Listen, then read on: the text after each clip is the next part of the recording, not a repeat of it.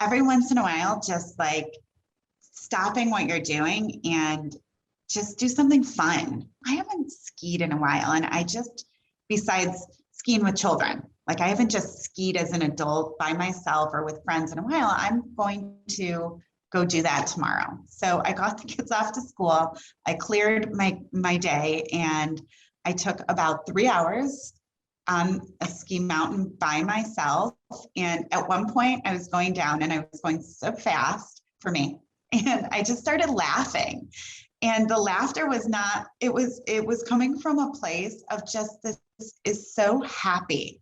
And it feels so good to give my time to something that I love to do. And it was just about me.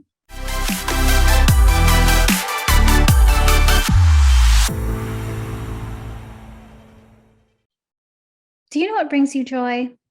Is it possible for a busy mom and a busy leader to create a life full of happiness? Today, we're talking with Sarah Filipovitz, and she shares her journey to being a boss mama and how that started as a young child, where she learned from her mom about how to balance all the things and do all the things. Her mom was a nurse, a professor, a founder and leader of a nursing school, and all of this on top of being a mom of 3 kids. So Sarah learned a lot from her mom, and she carried that through, going to St. Bonaventure University, got her BA, goes to Boston College, got her master's, becomes a reading specialist. And she does that for about a decade, meets the man of her dreams, and she makes a decision. Rather than continue her career, she goes back to her husband's community and really prioritizes his career and his success.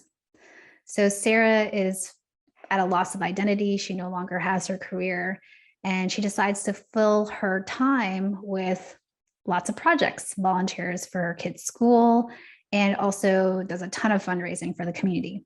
And with that, Sarah's really successful. More and more people want to give her more projects to do, and Sarah says yes. So Sarah joined Boss Mamas with the intention of wanting to leave that life and pursue entrepreneurship. She was just starting a business, and she wanted to have better leadership and clearer sense of identity. But what she got from the program was not just that, but also how to create a life of joy. Sarah shares her boss mama journey and what she discovered when she put herself and her self-care first. She shares how that opened up a ton of connection with her family, had a ton of joy for herself, and also how she learned to say no to all the many requests that come her way. I'm really excited for you to learn from this boss mama. Sarah, I'm so glad to be talking with you. And we're going to kick off this conversation, Sarah, talking about your young self. And I'm curious, what kind of dreams did you have? When I was a child, I always thought I'm going to follow in my father's footsteps, and I'm going to be an attorney. And I wanted to be a trial lawyer. I was definitely confident and enjoyed conversation. And I just thought my dad was fantastic. So I was like, this is what I'm going to do. This is for sure my destiny. Did you have any dreams too, in addition to being a lawyer, about mommyhood or what family would look like? Not really. I just kind of always focused on where I was going to be as an adult in my job, and I didn't give much thought to family or kids. So we're going to fast forward, and I know that you didn't end up being a lawyer. So what happened? So I had 2 experiences. One, when I was a senior in high school, where I volunteered to help a little girl with Down syndrome. And I would go to her kind of church classes with her and sit with her. And I started to realize how much I liked helping her with learning and during her unstructured time, and just helping her be a part of the class. And we developed a really nice relationship. So I thought, well, this is like pretty cool. So I went to college in the fall, and I went to a liberal arts school, and I still was kind of thinking I might do, law school. So let's start as a history major. And then I was assigned what they call the Bana Buddy. So like a little sister.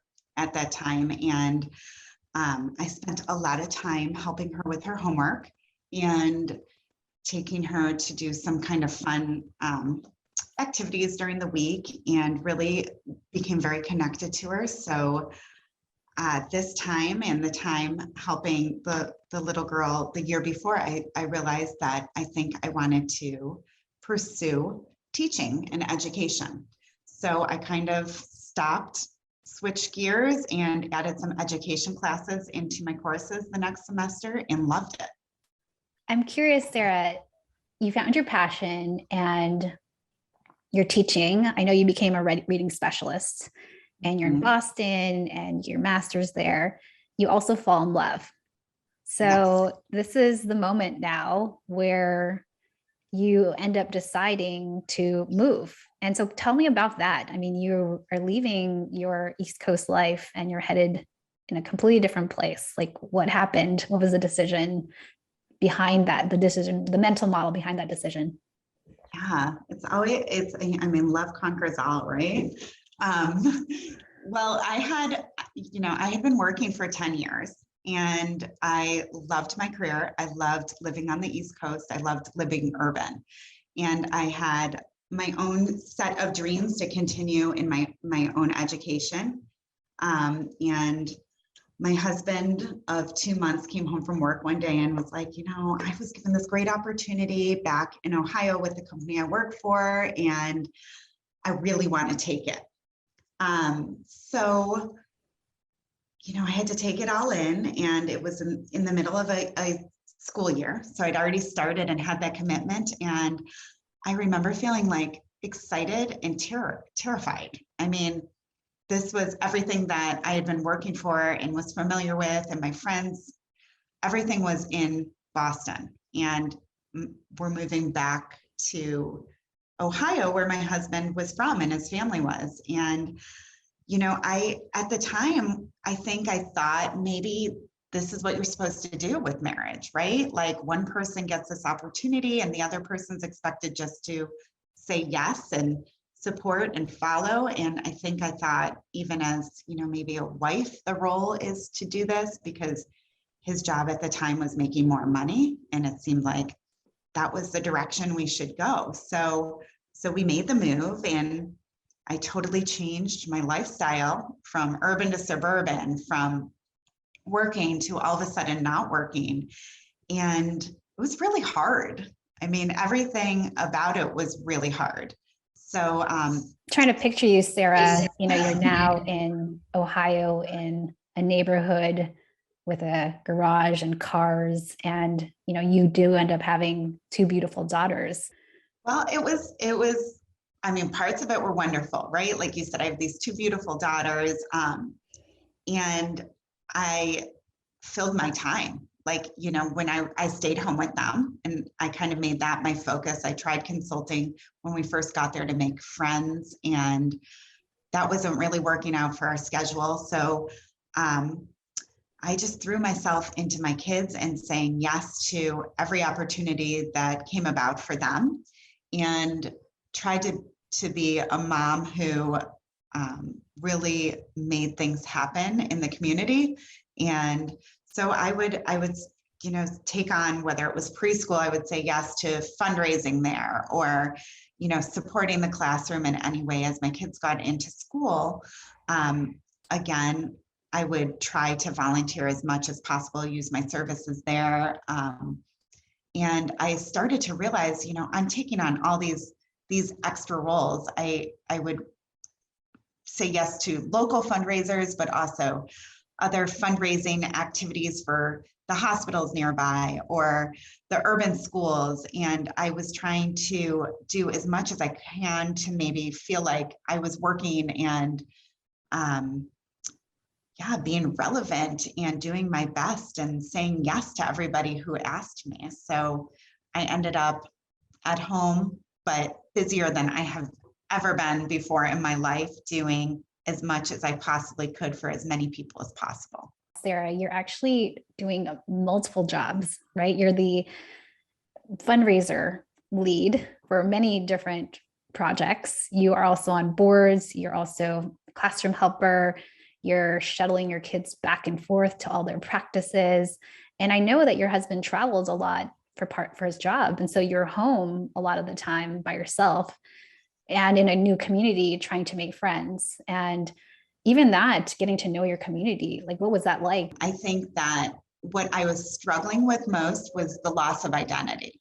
I had left myself behind and we moved here so that my husband could pursue his job. But I also came into a new stage of life where the people that I was spending time with, they had chosen to stay at home and they were doing kind of the same activities. So the focus on conversation, I always felt like was more about, what is my husband doing? What are my children doing? And slowly I was losing what I was doing. So I feel like, you make beautiful connections with your friends through your children. But as you are growing as an individual, those friendships were more about them than about who we were. I can relate to that story, Sarah, as someone who left their job. I left my job. I went to Bangalore for a short-term assignment for my husband for 6 months. And I had a kid. He was only a few months old. And I also had a massive loss of identity. When people would ask me about what I did, I didn't have anything to say. I was a mom. And plus, no one really, the other moms didn't have jobs. So it was more about what our husbands did and what cool projects they were working on. And that was a totally different life. And I remember crying. It was hard to feel like I was worthy and that I had something to stand on. So I really relate to your story and I appreciate you sharing. So when did you, Sarah, have a moment or realize that this is not the life that you wanted? So I had just finished volunteering in the morning at my daughter's elementary school. They needed a little help with some kids with interventive reading. So I had said, of course, I'll do that. And I got in the car one morning after doing that, and I sat down and I had this like overwhelming feeling because I realized I have been out of the classroom for 10 years and I don't necessarily see myself going back in there. I love seeing kids, but I had just given up 10 years of tenure and moving forward. And the idea of, do I want to do this full time? And it all of a sudden hit me, no, I don't. But I also don't know what I want to do or how I'm going to do anything. And this isn't making me happy. And I just remember sitting there, bursting into tears and feeling like, I don't even know what my options are anymore. I don't know exactly who I am and I don't know where I want to be. And it was a really hard feeling to have because I had always been someone that was goal oriented and felt really good about what I could offer. And I felt so lost in that moment. Yeah. Connect to that. And I want to fast forward then, Sarah, you joined the Boss Mamas program and were joined by other high achieving women like you. What was your intention? What were you hoping to get out of the program? Why did you join? So I had started a business with my one of my college friends, and I was about a year into it. And I thought, well, I am now, working on something completely different, and maybe I can gain some strategies to help me in this new venture, how to be a boss in that area of my life. So with some encouragement, I signed up and thought, well, I'll probably get some things out of it that will help me with this new area.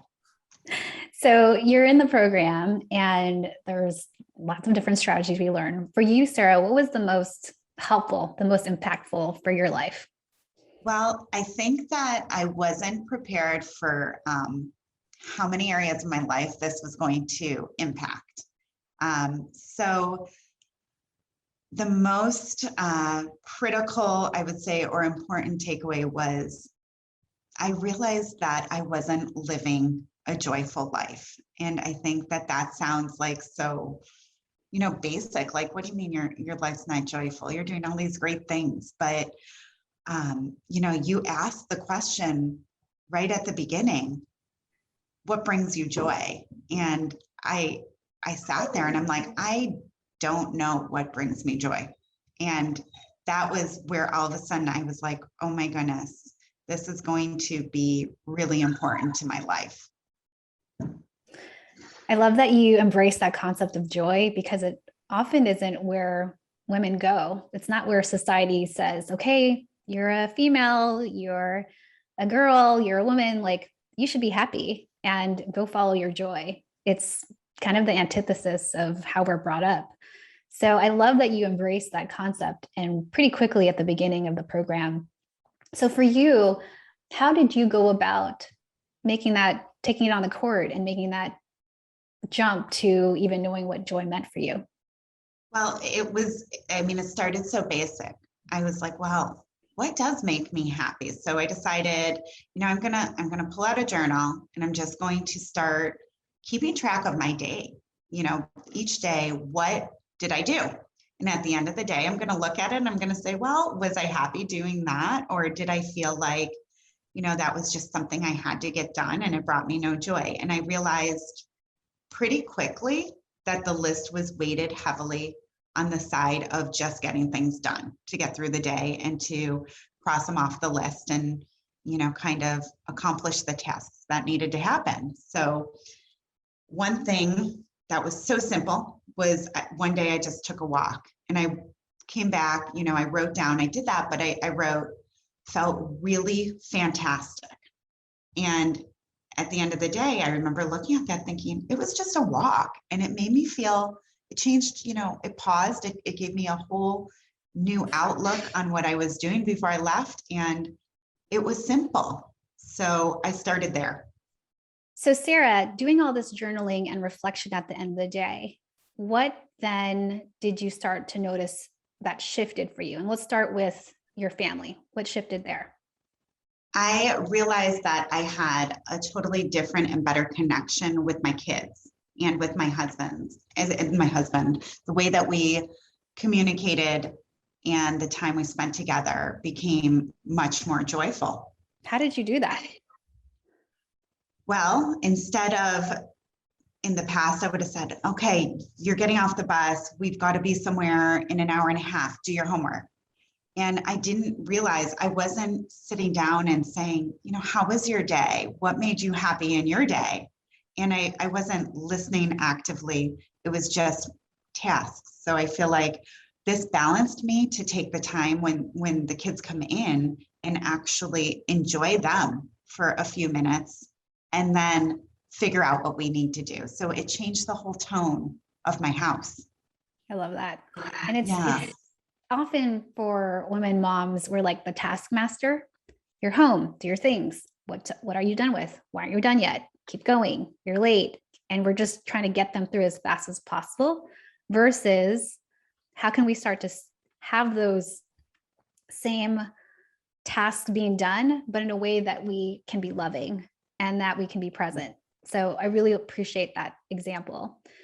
So that was a personal example. Tell me about your business. What opened up for you in your business? I realize my business is a huge part of what brings me joy right now.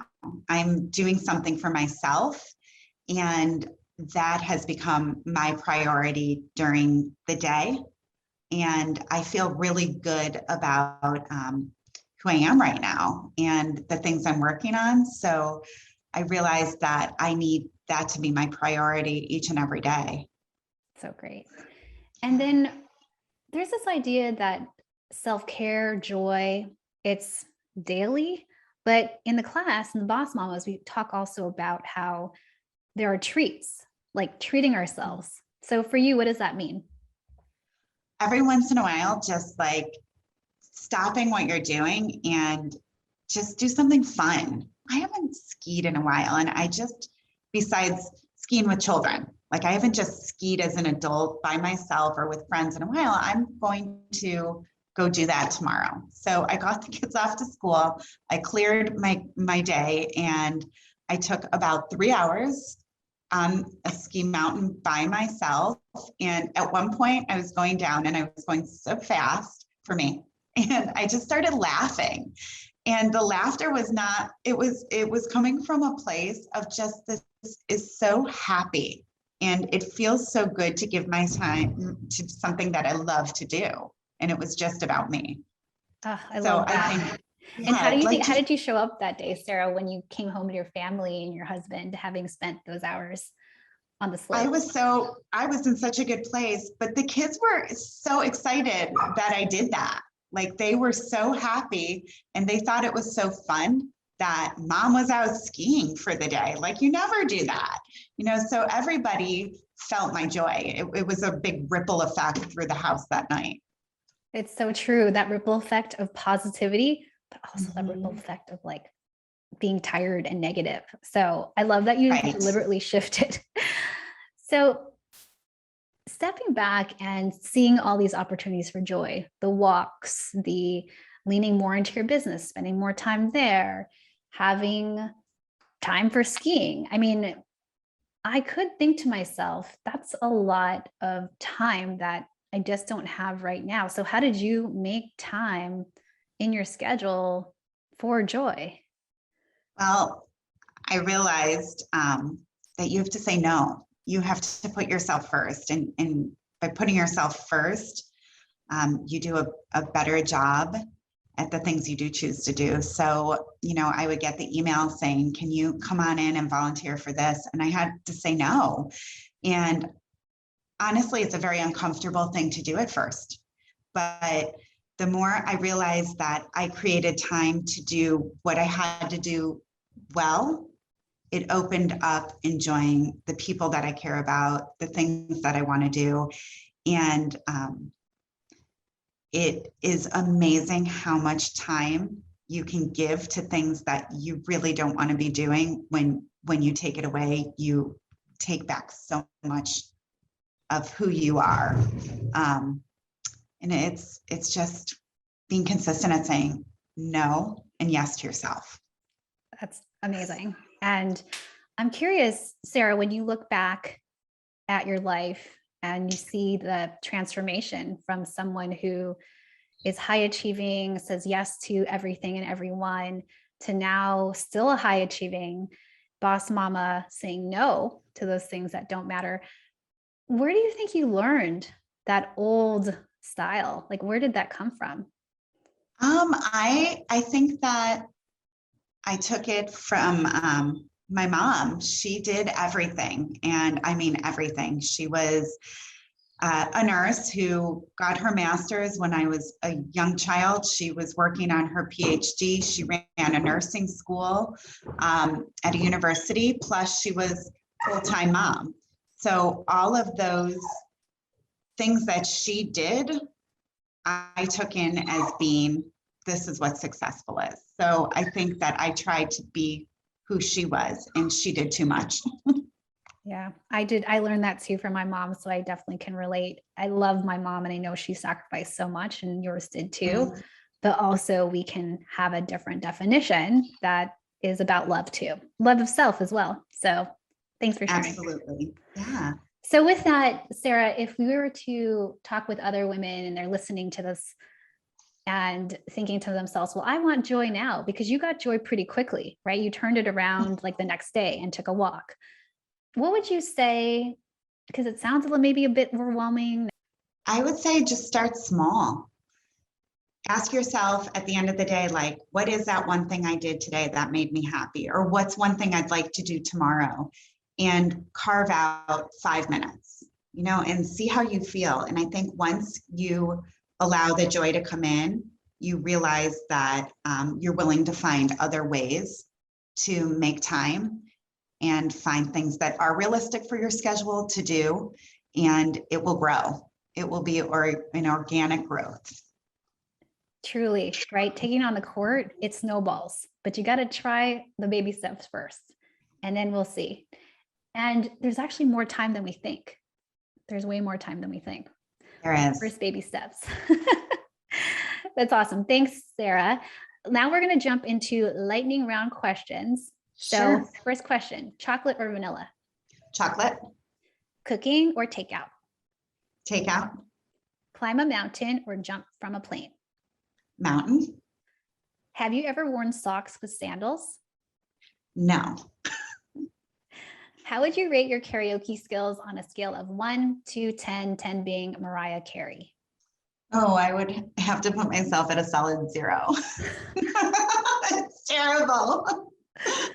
What's a recent book you read? The Henna Artist.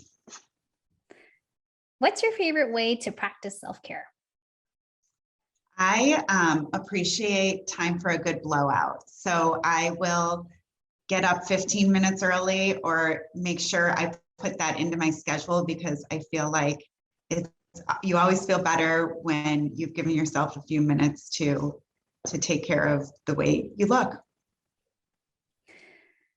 What's a good, well, you went to Boss Mama. So tell me, what did you get out of Boss Mamas? Well, clearly adding joy into my life and making sure to have time for that, but definitely calling on my community, setting the boundaries, saying no, and feeling good about that. You can say no and feel good about it. That's the beauty of it. What is your definition of a boss mama? Oh, to believe in yourself and to care about yourself enough to make time and to do things that are authentic and just for you. What advice would you give your younger self? I would say, don't be so hard on yourself and don't try to do it all. And then where can we find you? You can find me at flipfort.com, on Instagram at the Flipfort, and on Facebook at Flipfort. That's Sarah's new company called Flipfort. If you And didn't then get that. with that, do you have a final ask, a recommendation, or any parting thoughts for our audience? I think I just ask for everyone to really take a deep breath and ask themselves the question that you asked me, which is, what brings you joy? And if it's hard to answer that, it's time to do a little soul searching and find ways to put yourself first. Amazing. Thank you so much, Sarah. Appreciate you. Thank you. And I appreciate you too.